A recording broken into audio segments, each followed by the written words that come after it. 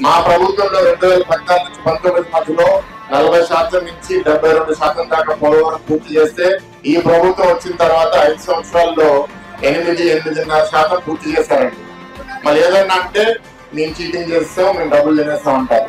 సరే, మీరు చాలా అద్భుతంగా చేశారు. మరి ఎంతకంటే మీరు % తొందరించకన్నా we will complete this project by 2021 December.